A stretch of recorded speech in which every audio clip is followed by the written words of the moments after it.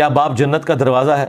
جی جذباتی جملہ ہے، باقی تو ٹھیک ہے، ماں باپ تو ظاہر ہے جنت میں جانے کا سبب ہے۔ حدیث رسول کو، حدیث صحیح کو ایک جذباتی جملہ قرار دے کے مرزا جیلمی نے اس کو ریجیکٹ کر دیا، جبکہ یہ حدیث ان کتابوں کے اندر موجود ہے اور صحیح درجے کی حدیث ہے جو مرزا کی ٹیبل کے اوپر پڑی ہوئی ہیں۔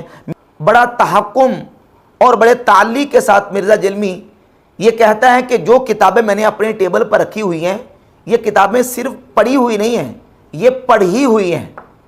اور علماء کے بارے میں یہ کہتا ہے کہ علماء نے تو اپنی لائبریریوں کے اندر اور اپنے شو کیس کے اندر کتابیں ان کی پڑھی ہوئی ہیں، پڑھی ہوئی نہیں ہیں، جبکہ حقیقت یہ ہے کہ مرزا جیلمی کے سامنے جو ٹیبل پہ کتابیں پڑھی ہوئی ہیں وہ صرف پڑھی ہوئی ہیں، پڑھی ہوئی نہیں ہیں۔ مرزا جیلمی ان حدیث کی کتابوں کے اندر موجود احادیث سے بھی بے خبر اور جاہل ہے۔ مثال کے طور پہ جامع ترمذی کے اندر، سنن ابن ماجہ کے اندر، مشکات المصابیح کے اندر یہ حدیث صحیح موجود ہے۔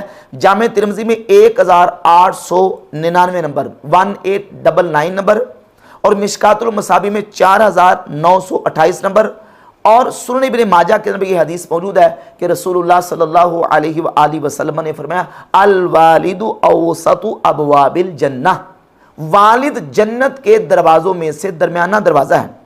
فَإِن شِئْتَ فَأَضِعْ ذَلِكَ الْبَابِ، اگر تو چاہے تو اس درمیانے دروازے، جنت کے درمیانے دروازے کو ضائع کر دے، اَوْ احْفَظْ، چاہے تو تو اس کی حفاظت کر لے۔ یعنی والد کے حقوق کو ادا نہ کر کے، والد کی نافرمانی کر کے اور والد کے ساتھ حسن سلوک نہ کر کے تو جنت کے دروازے کو ضائع کر لے، یا پھر والد کے ساتھ حسن سلوک کر کے، والد کے حقوق کو ادا کر کے اور والد کی فرما برداری کر کے جنت کے اس دروازے کی حفاظت کر لے۔